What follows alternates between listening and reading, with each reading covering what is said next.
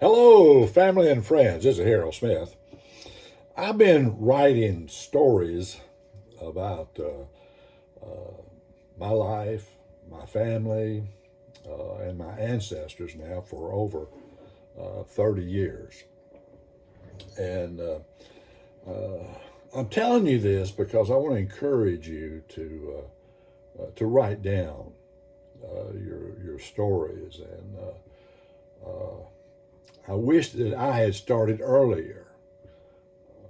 I remember on several occasions talking to one of my aunts and trying to find out about my ancestors and grandparents. And she said, "Oh, I wish you would have talked to Layla." Well, the problem was that Layla had already died. And then I was talking to another aunt, and she said, "Oh, I wished you had uh, talked to Esther. He knew everything about our family."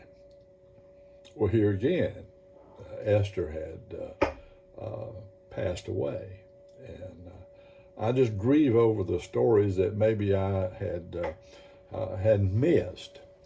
And this year, I finally published a book of my stories. It's Stories Told by Papa. And the reason I wrote this, I wanted it to pass it on to my children and grandchildren so that they would have the benefit of these stories. There are about 50 of them, and that's volume one. I'm already on volume two, and I have putting together some more stories for a second volume.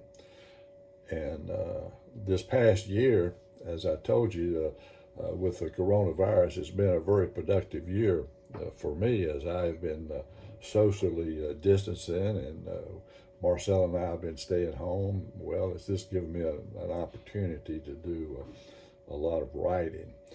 And I've had three stories of our ancestors published in historical journals this past year. And so I just think I just want to encourage you. It's never too late to start, and the earlier you start, the more information you can get. But I thought I'd share one story. I'm not going to read the story. I'll just share it with you to kind of give you an idea of what I've done over the past 30 years. About 25 years ago, I was at a reunion, and I talked with one of my cousins, and he told me a story that his mother had told him, and it had been passed on to her really for about 3 generations. And to my knowledge, I am the only one that has written this story down, and it was one of the stories that was published. But it's about my great grandfather, Drury Smith, on Pawpaw Creek.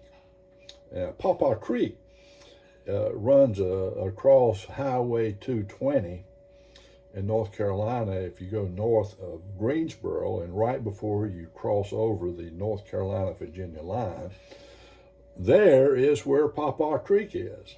And that's where my ancestors are from. And the story starts out with I've got a metal detector and a shovel, and I'm going to dig a hole along Pawpaw Creek. And the reason I'm digging a hole is I'm looking for buried treasure. And there's a lot of empty holes along Pawpaw Creek. And this is the story of my great grandpa.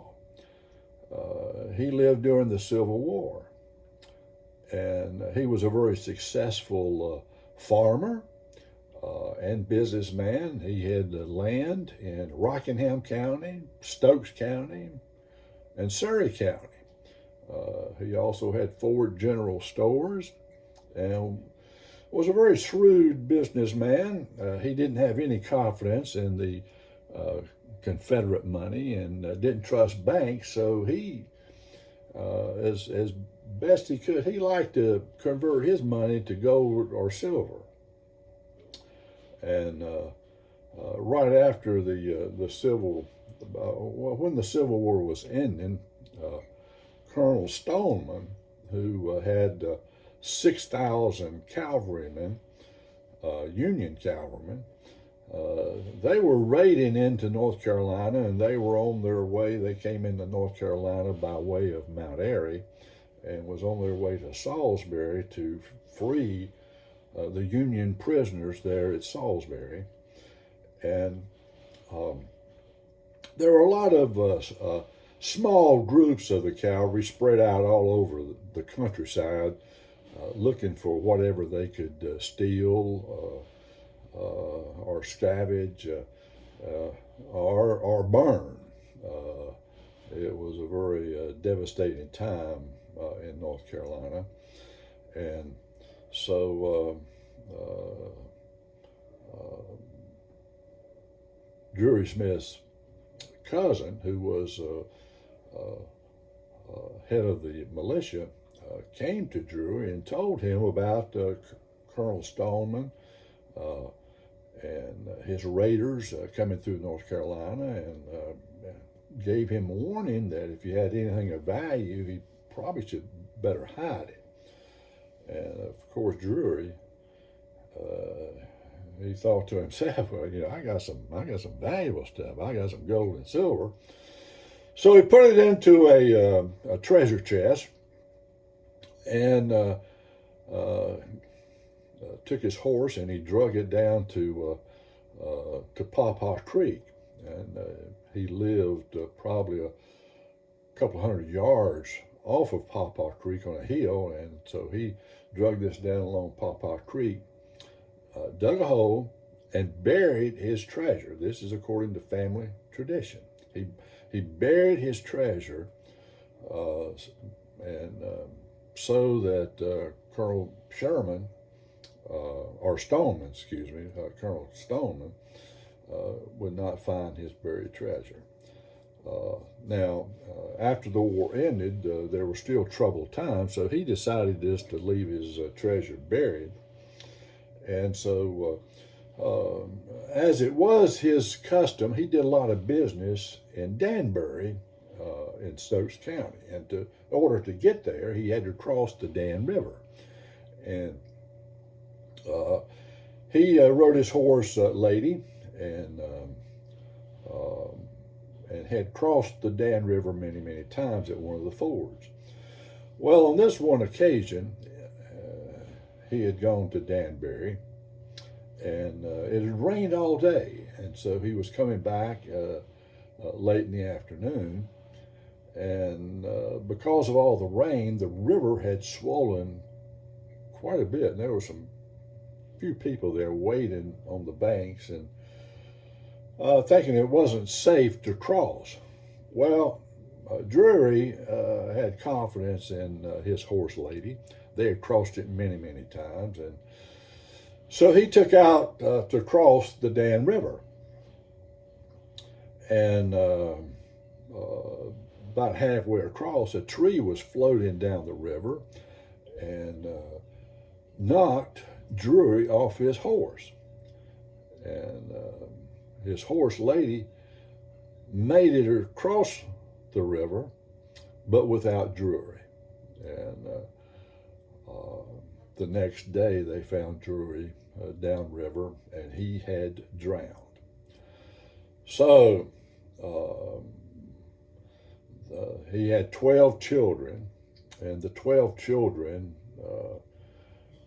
kind of bickered over the estate. He did not have a will, and so the lawyers pretty much ate up all of the value of it. Took all the value of the land, just paying for the lawyers, because the children could not agree on the estate, and no one was able to find his gold and silver. And so family tradition says, well, it's still buried somewhere along Pawpaw Creek. So once hearing that story, I said, well, I'm going to go up to Pawpaw Creek. And in fact, me and my daughter Kim, we took off up there. I had a camper, and so we just kind of camped out. We was going to dig and find this buried treasure, and I had a metal detector, and so, man, that metal detector, it was just beeping like crazy, and I thought to myself, oh, I have found the buried treasure. I just knew that I had found it because it was a something big, and so I got my shovel and started digging, and so I hit something solid, and it was big. It was like about the size of a treasure chest, and so I got all the dirt off of it, and well, it was a weight sign that had broken off there from the bridge and floated downstream, I guess, and over a period of time had got covered up with dirt and mud, and so it wasn't the buried treasure. And so I left Pawpaw Creek with another hole dug, and to my knowledge, the gold and silver, if it ever was there, is still there. So these are the type of stories that I love to tell and find out and about our ancestors. And so I share it with you to encourage you to write down your stories and leave for your children and grandchildren. And that's what I am trying to do with the stories that I have collected about our family and our ancestors. And it is a delight and a joy, and I encourage you to do it, and to get into your genealogy and find out your roots. Have a good day.